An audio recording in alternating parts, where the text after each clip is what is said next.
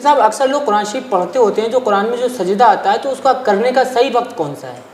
देखिए, बाज़ मरतबा ऐसा भी होता है कि लोग सफ़र में होते हैं तो उस टाइम सजदा नहीं कर पाते हैं। कुरान के जो सजदे हैं ना 14, इन कुरान के सजदों का करना वाजिब है कि जैसे ही कुरान में आयत सजदा आए तो बंदे को चाहिए कि फ़ौरन सजदा कर ले।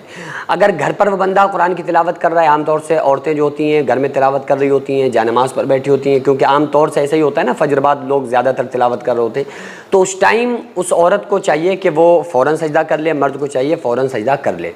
क्योंकि इस सजदे का करना वाजिब है। और सिर्फ उस पर वाजिब नहीं है जो सजदा कुरान पढ़ रहा है और सजदे वाली आयत को पढ़ रहा है, बल्कि अगर कोई आयत सजदा को, आयत सुजूद को, आयत सजदा को सुन ले, उसके ऊपर भी सजदा करना वाजिब है, उसके ऊपर भी लाजिम है कि वो सजदा करे, क्योंकि सुनने वाले पर भी सजदा करना लाजिम हो जाता है, ज़रूरी हो जाता है, पढ़ने वाले पर तो है ही। अब बाज़ मरतबा जो बच्चे हिफ्ज़ कर रहे होते हैं, मदरसों में याद कर रहे होते हैं, पढ़ रहे होते हैं, तो सजदे वाली आयत आती है, तो उस एक सजदे की आयत को वो सैकड़ों बार रट रहे होते हैं, बार बार रिपीट कर रहे होते हैं।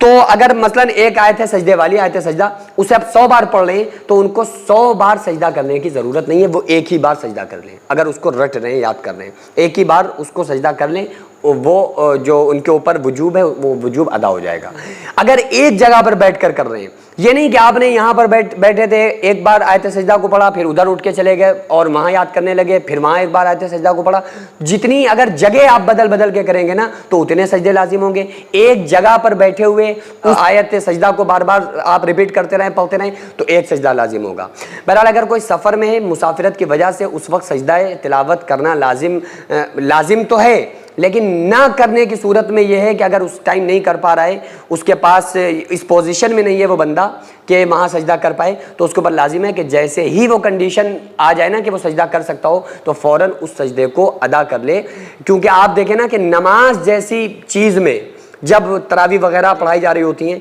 तो जब आयत आती है, आयत सजदा, तो सारे मुक्तदी और इमाम सजदे में जाते हैं, क्योंकि वाजिब है, उसी वक्त सजदे तिलावत करना ज़रूरी है। बहरहाल कोई मजबूरी है, उस टाइम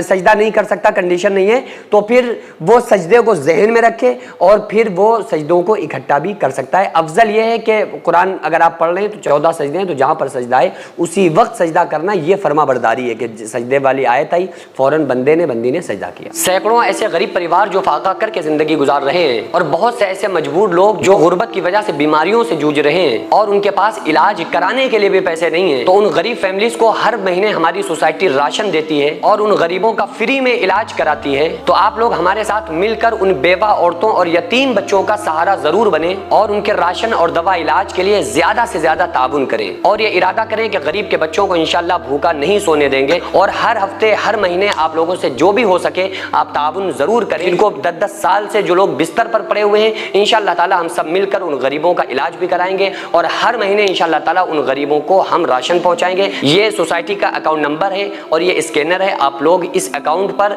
या इस स्कैनर के जरिए आप गरीब फैमिलीज की हेल्प कर सकते हैं।